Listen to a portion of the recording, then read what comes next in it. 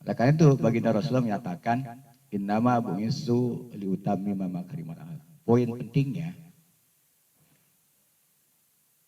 kita akan gagal melakukan proses pendidikan apapun namanya kalau tidak diawali oleh pembangunan karakter jati diri.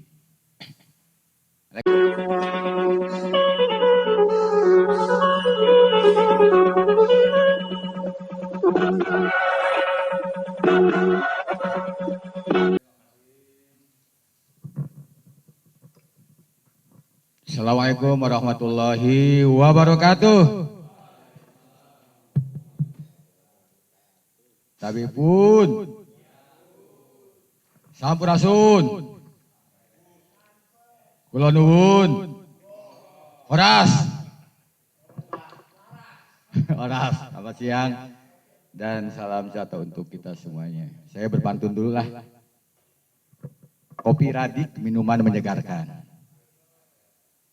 Kok sepi? Kopi Radik, minuman menyegarkan. Tanjakan Tarakan, jalan menuju pelisiran.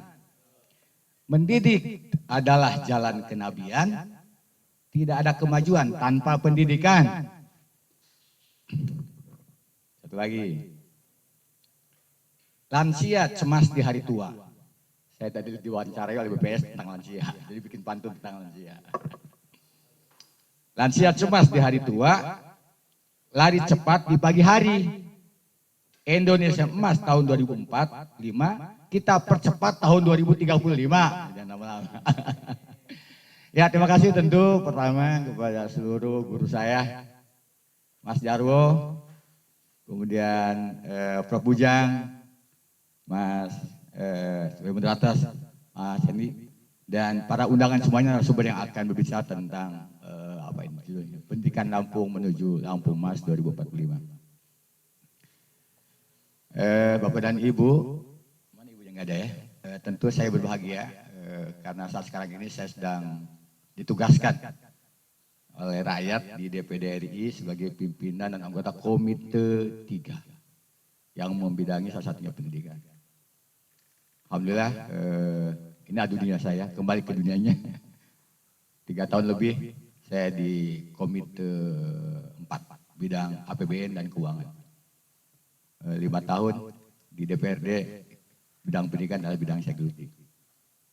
Dan saya juga masih mengelola yaitu lembaga pendidikan di bawah Yayasan Darul Hikmah, dan salah satu unit atau lembaga pendidikannya adalah kaitan dengan bagaimana menyelenggarakan pendidikan Islam terpadu yang merupakan salah satu jawaban dari kegelisahan kita. Bagaimana agar terjadi lompatan peristiwa sejarah kehidupan yang tidak perlu lama-lama. Makanya 2045 itu lama. Rasulullah itu hanya 23 tahun membuat lompatan sejarah. Oleh karenanya, ya, izin kalau ada yang non muslim, sekolah kami punya moto Qur'ani berkarakter berprestasi. Iqra bismi rabbikal ladzi khalaq. Jadi salah satu kunci kalau kita ingin melompat, terjadi peristiwa yang sangat dahsyat luar biasa, tidak perlu lama-lama, tidak perlu menunggu 2045. Kita sekarang 2023 ya. Menuju 45 berapa tahun lagi ya? 20 tahunan lagi. Padahal kita ini sudah lama berjalan ya. Kalau kita ngitungnya dari mereka saja, tadi sudah dicontohkan ya oleh Pak Gino. Korea Selatan itu merdeka di 15 Agustus tahun 1945.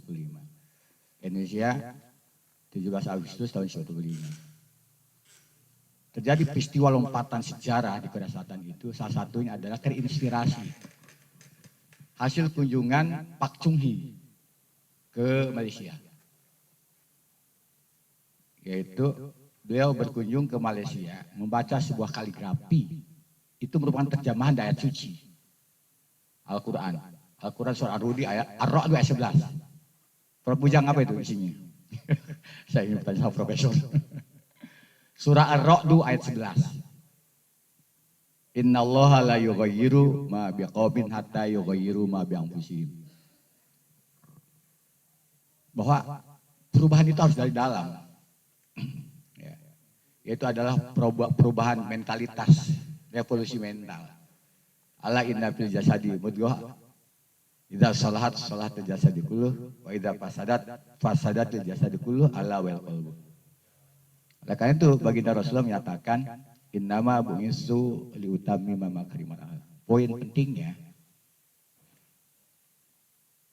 kita akan gagal melakukan proses pendidikan dengan apapun namanya kalau tidak diawali oleh pembangunan karakter jati diri.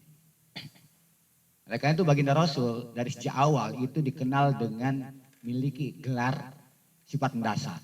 Apa itu? Al-Amin, Amin, Amin. Mudah-mudahan bisa diterjemahkan dengan yang lain. Ya, Al-Amin, terpercaya.